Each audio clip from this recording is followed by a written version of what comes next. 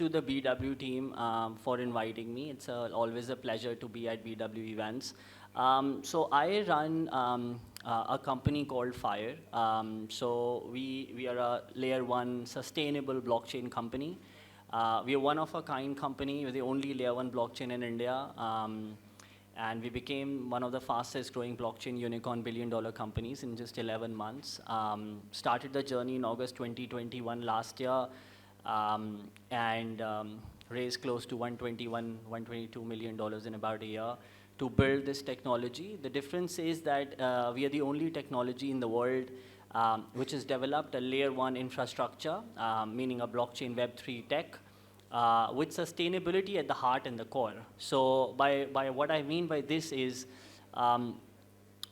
we have developed one of the world's first mathematical models, which not only measures sustainability, but it rewards it financially. So if there are a lot of stakeholders in a blockchain ecosystem, anybody who uses our ecosystem, so like we are currently working with a lot of governments, including Indian government, American government, Nigerian government, Africa, bunch of countries. We're working with a bunch of Fortune 500 companies, and any of them use our infrastructure when they build on top of us. I'm going to come to mobility after this, but anybody who builds on top of us has to align with the UN SDG goals, which are 17 United Nations, 17 global goals of sustainable development to get financially rewarded, which basically means that if I operate a diesel vehicle and somebody else operates an electric vehicle, and both of us fight for a spot of validator in the Fire ecosystem that we've built, there is a very high probability that the other person would win and make more money than I would in our ecosystem. So that's the unique piece. That's one of our USPs, making the whole Web3 industry sustainable and blockchain sustainable. We are powering so Fire, as the name, it stands for the fifth industrial revolution. It's a concept that I've been promoting for more than a decade to prove the thesis that you can actually make more money if you do more good to the world. So the more good you do, the more money you make. I've built 8 companies before this. This is my 9th. And we are now a team of more than 400 people. We have marketing offices in about 11 countries now. And mind you, we're just 15 months old, 15, 16 months old, growing very rapidly. When I come specific to this summit, I saw the last panel. Some of them are good friends. They're running ventures when it comes to mobility. And when you talk about e-mobility, blockchain has, I think, use cases and applications in almost every industry, but auto and e-mobility is one of the biggest sectors which blockchain is going to kind of revolutionize. And we look at working with a lot of mobility clients in the next few years. The reason I say it is, number one, I have 3 points to make here when it's specific to the mobility sector. The first is production costs. If you put all the data on the blockchain when it comes to mobility or when it comes to auto, you can actually track the whole supply chain, meaning the materials every stakeholder consumes or every intermediary consumes, and that way you can ideally end up decreasing your production costs, we feel, by 40%, which is a big saving for any company, and that's why you see a lot of companies which are big in the auto sector already moving their supply chain on blockchain.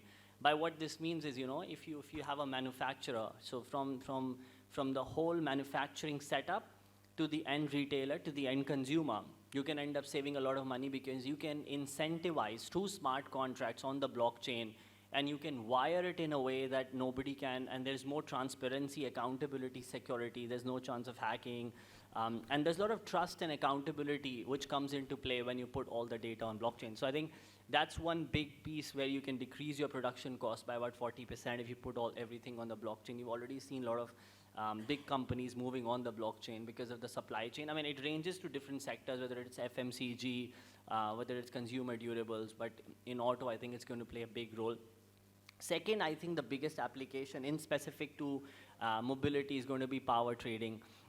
So right now, I think one big reason why electric vehicles has not been adopted is because of charging stations. So if I want to use an EV, it's very hard for me to find charging stations.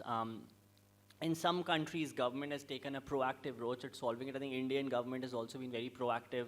I mean, I've invested in a bunch of EV stocks. I see them going up, so it feels good that sustainability is the way forward. But if you come to real life example, it's still lack of stations. And I think we need more stations, but till the time we do it, of course, if you put everything on the blockchain, then you can do P2P trading models, which basically means that I can lend my station, or I can lend my power socket, or whatever you might call it, to somebody who needs power if people are operating EVs.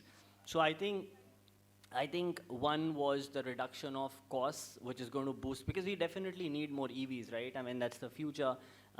We are kind of incentivizing it through blockchain. So one is the reduction of costs. The second, I would put it as power trading. I think power trading is going to play a massive, massive role, which is going to be the second biggest example, or the second biggest use case when I specifically talk about EVs. The third most important thing, I think, which is very important, what blockchain can actually enable, specific to the auto sector, is digital vehicle transport, digital vehicle passports. Now, what I mean by that is, currently, if you were to buy a second-hand vehicle, or and the market's huge in India, when you do it, it's very hard to track what's the actual health of a vehicle. And you need to go through multiple processes. We are doing that on real estate also, by the way, when you can actually check who was the first owner, who's the second owner, what's the mileage. And people fake it, right? Like, I mean, it's very hard to really get an authentic details. You have to send it to, if you have to send it back to the manufacturer to check if whatever the second owner is promising is true or not. So there's a lot of lack of trust, and that actually procrastinates the whole process of vehicle purchase. So if you have and we have started a process of creating digital vehicle passports for some companies, where you can actually track what's the mileage, and and then the whole process becomes very easy, because it becomes more accountable, transparent, and it lends more security. There can be you can't be cheated, whether it's a real estate, whether it's you purchasing a second-hand vehicle. You just can't be cheated. I think that's a big piece that we're trying to solve with digital vehicle passports. We're also trying to implement that for the visas now.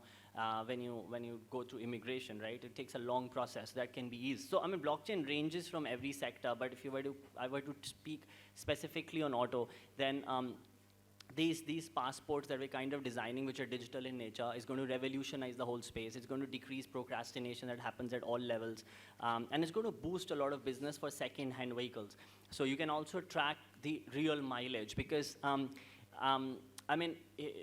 imagine like putting all of the data on the blockchain, and so the biggest ability, or the biggest reason that it serves a huge purpose is that's immutable. So any data that you put on the blockchain can't be changed, and it can be tracked. So what I mean by that is, if I'm driving a vehicle today from Delhi to Mohali, or whatever it is, then it gets tracked, right? So in 5 years, if somebody else wants to take my vehicle, they can actually track 5 years back I was driving, and whatever happened, if an accident happened, whatever happened, you can actually track the whole vehicle health.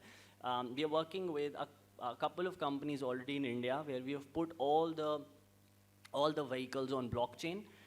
It's a second-hand. So if you're doing a second-hand purchase, and you can just see the digital vehicle passport. You don't even need to call the guy you're purchasing from. You just get to see the digital passport, and you know what's the vehicle health. You know who was the first owner. You know who was the second owner. You know when it manufactured.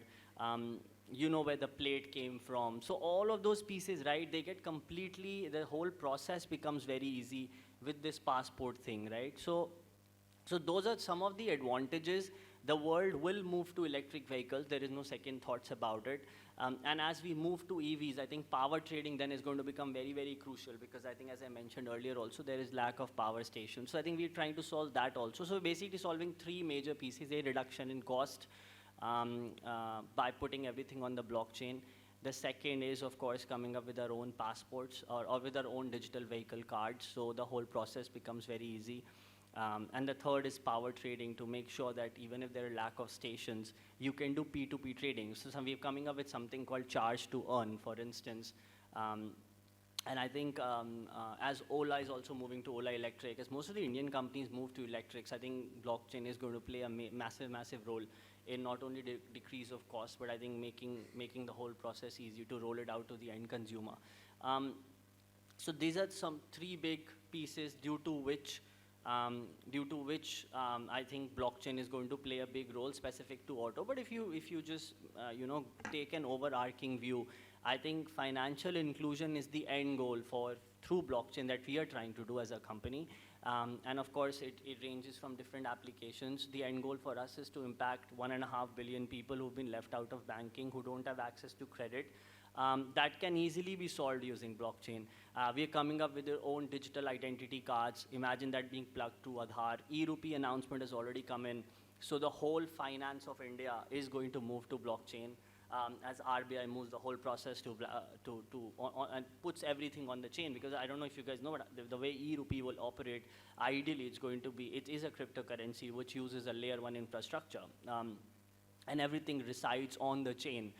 So it's a public distributed ledger that where India is moving towards, right? So those are the kind of pieces that we are trying to plug through the technology we built. The innovative piece is that we take sustainability very, very seriously. I have always believed that sustainability in the years to come is going to start defining profitability. I think you saw with the shares of Tesla in COVID what happened. You're seeing, and when I talk about sustainability, it doesn't only mean climate, it doesn't only mean environment. I actually end up using the language of the United Nations Sustainable Development Goals. So SDG 3, for instance, stands for health. SDG 4 stands for quality education. SDG 5 stands for gender equality. SDG 6 stands for clean water and sanitation. And SDG 13 stands for energy. So, of course, EVs would go into SDG 13, but so it's a different approach to sustainability, and by 2030, you have to. I mean, the nations have agreed about 193 to accomplish the UN SDG agenda. I was reading one of the reports, and it said that even the United States of America want to become net zero emissions by 2050. So you can't achieve all of those goals which the UN is kind of promoting without blockchain. I think blockchain is going to just expedite the whole progress. So we as a company, we are putting all the Web 2 technologies, and I talk about two types of pieces. One is, of course, data, the other is finance. We're putting both those large pieces on the blockchain and moving the world from Web 2 to Web 3. Our end goal is to create a sustainable revolution, a Web 3 revolution, which we call the fifth industrial revolution. We're trying to position FIRE, our company, as the next Google of Web 3. So we've already started a journey with a good way. Our testnet is live. 50,000 applications in the last 5 days we received to put all the data on the blockchain. I think it's not going to be long when we'll have the whole billion population of India on the blockchain. So that's the future and that's the way forward. Thank you so much.